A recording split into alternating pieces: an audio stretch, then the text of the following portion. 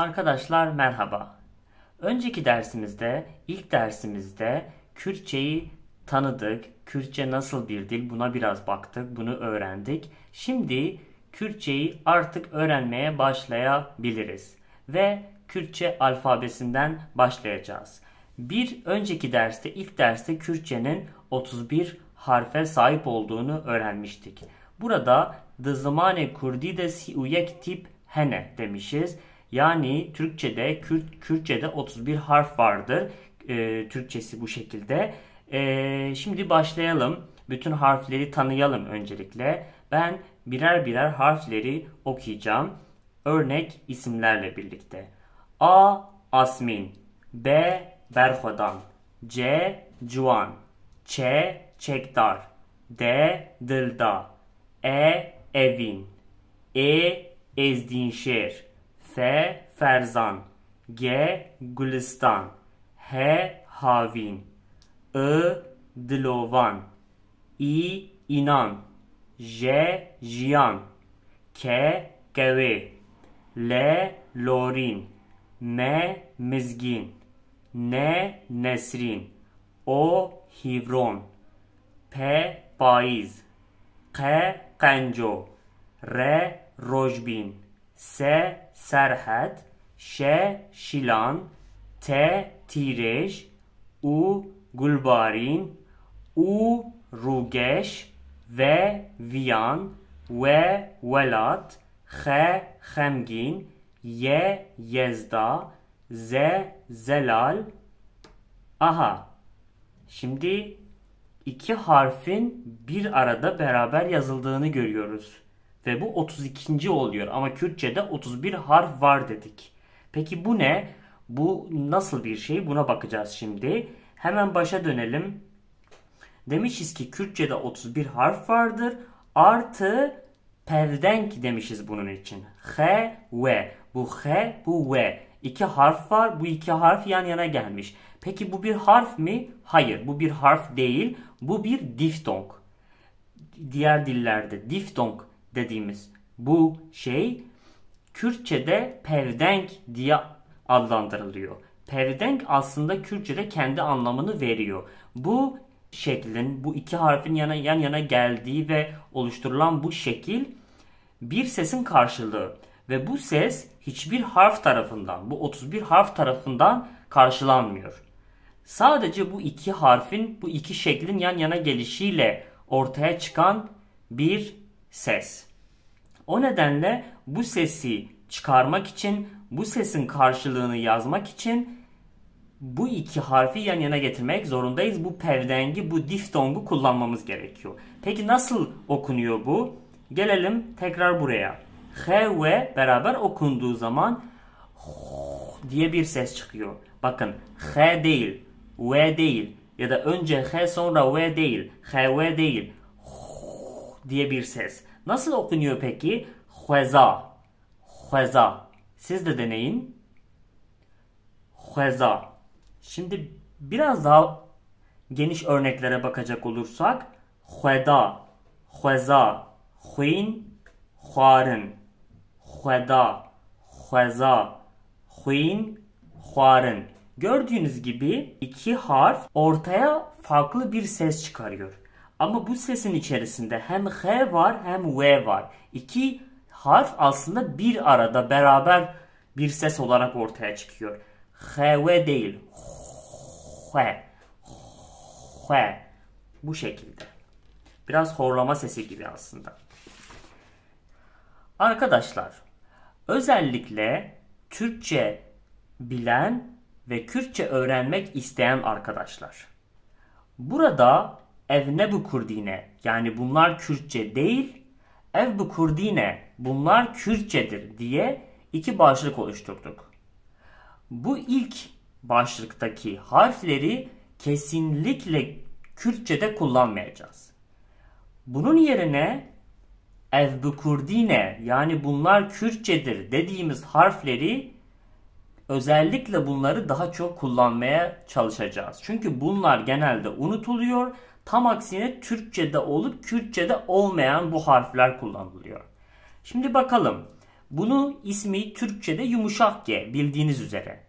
Yumuşak G Kürtçe'de H ya da R sesinin karşılığı olarak kullanılıyor. Ama bu yanlış. Kesinlikle bunu kullanmayacağız. Böyle bir harf Kürtçe'de yok. Büyük veya küçük hiçbir şekilde yok. Yine Ö harfi.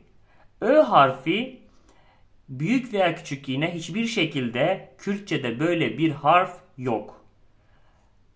Ü harfi. Yine böyle bir harf Kürtçe'de yok. Elbette bunların alternatifleri, bunların benzerleri var. Onları kullanacağız ama bunları kullanmayacağız. Yine burada büyük İ harfi. Türkçe'de bu şekilde yazılır ama Kürtçe'de bu şekilde yazılmaz. Şimdi Kürtçedeki versiyonlarına bakacağız. Ev-i Kurdine dediğimiz H, burada H harfi Kürtçe'de hem H sesinin karşılığı hem de bazen çok az da olsa, nadiren de olsa R sesinin de, R sesi çok az bir kullanılan bir ses ama bunun da karşılığında yine H harfini kullanacağız. Yani hiçbir şekilde yumuşak G kullanmayacağız. Onun yerine H kullanacağız. O harfi. Yine Ö sesi çıkıyor. Ben bunu kullanacağım diye bir şey yok. Hiçbir şekilde bu O'nun üzerinde nokta olamaz. O, O'dur. Sadece O olarak kullanabilirsiniz. Yine iki tane burada U görüyorum. Bu iki U birbirinden farklı U'lar. Öncelikle şunu tekrarlayalım. Üzerinde iki nokta olan ve Türkçe'de Ü dediğimiz bu ses kesinlikle Kürtçe'de yok. Bunun yerine iki tane U var. Bunlar farklıdır dedik. Birincisi I, ikincisi U. Biri çok hafif, biri daha baskın, daha kalın bir ses. Bu ikisini örneklerde birbirinden ayıracağız. Nasıl bir fark var bunu daha iyi göreceğiz. Açıkçası bunlar telaffuzu ilk zamanlarda çok zor gelebilir sizlere. Ama yavaş yavaş bunlar oturur. Başlarda biraz zorlanabilirsiniz ama sakın moralinizi bozmasın. Geldik İ ve I'nın farkına. Şimdi Kürtçe'de İ'nin hem büyük hem küçük hali şapkalıdır. Buna kumuk diyoruz Kürtçe'de. Şapka Kürtçe'de kumuk demek. Bunu kullanacağım bundan sonra. İ'nin üzerinde kumuk var hem büyük hem küçük harflerde. I'nın üzerinde ise büyük harfte tıpkı Türkçedeki gibi nokta veya şapka yok ama küçük I'da nokta var. Türkçe'de küçük I'nın üzerinde hiçbir şey yok ama Kürtçe'de küçük I'nın üzerinde daima nokta vardır. Bu da yine çok yanlış kullanılan gördüğümüz yazılarda Kürtçe öğrenmeye çalışan arkadaşlarda genelde bu unutuluyor. Küçük I'nın üzerine hiçbir şey konulmuyor ama bu Türkçe değil Kürtçe ve Kürtçe'de I'nın üzerine nokta konulur eğer küçük harfse.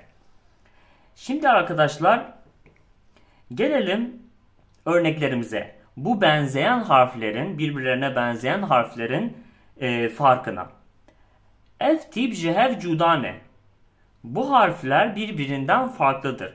Bu arada F tip demişiz. Tip nedir? Tip harf demektir. Kürtçe'de harf. Aslında burada şöyle bir şifreleme yapabiliriz. Tip ne demek? Tip deyince aklımıza ne geliyor? Tip yani bir şeyin tipi, bir şeyin şekli. Aslında harfler zaten budur.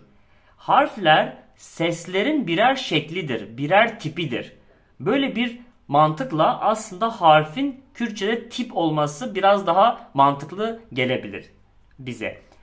F tip ise bu tip, bu harf, bu harfler. Bu şekilde kodlayabiliriz. E için ker demişiz. Ker. Ker eşek demek. Ama bu örnek vereceğim kelimelerde anlamlarını çok önemsemeyin. Yani şöyle anlamları farklı olacak birbirinden. Şapka yüzünden.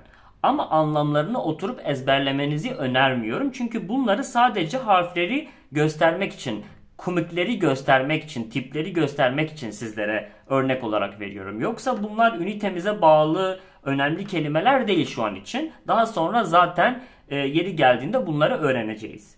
Şimdi E için ker dedik, eşek demek. E için ne diyebiliriz? Ker diyebiliriz. Bu care dediğimiz zaman E'nin üzerinde şapka olacak. Ve care bıçak demek. Yani ker eşek, care bıçak. Yine I'ya baktığımız zaman pır, bakın pır, I diye okuyorum. Pır, çok demek. İ'de ne diyebiliriz? Pir, pir. Burada pir yaşlı demek. Pır çok, pir yaşlı. Yani I ve I arasında böyle bir fark var. Yine I ve U arasındaki farka bakıyoruz. Dikkat ederseniz kalın olan U şapkalı olandır, kumik sahibi olandır. Gur erkek evlat demek. Gur. Bakın gur. U'yu çok bastırmıyorum. Gur. Hemen geçiyorum. Ama kalın olan U'da kur. Kur. Kur ne demek? Derin demek. Derin. V'ye baktığım zaman dev, dev. Burada dudaklarımız ve dişimiz birbirine değiyor. Zaten normal V. Bu Türkçe'de de var. V dediğimiz zaman yani W denilen V aslında Kürtçe'de W diye bir şey yok. Buna V diyoruz. Nasıl okuruz bunu? Dev. Dev. Bu V'yi V yaptığımız zaman dev olur. Ve dev ne demektir? Dev ayran demektir. Yani anlamları değişiyor.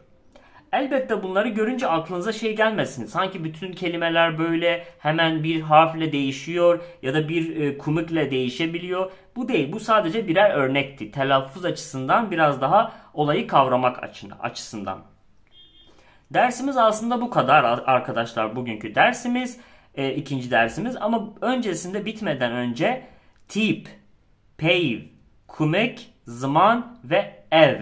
Bu kelimeleri öğrenmiş olmanız gerekir aslında bu dersten sonra. Önümüzdeki derse kadar tip ne olduğunu söyledik. Kumik söyledik. Ev söyledik. Sadece peyv söylememiş olabiliriz. Bu bahsettiklerimizin, bu kullandığımız kelimeler, kelime peyv demek. Bunların tamamı birer peyv. Ker, pır, gur, dev. Bunlar peyv yani kelime, sözcük.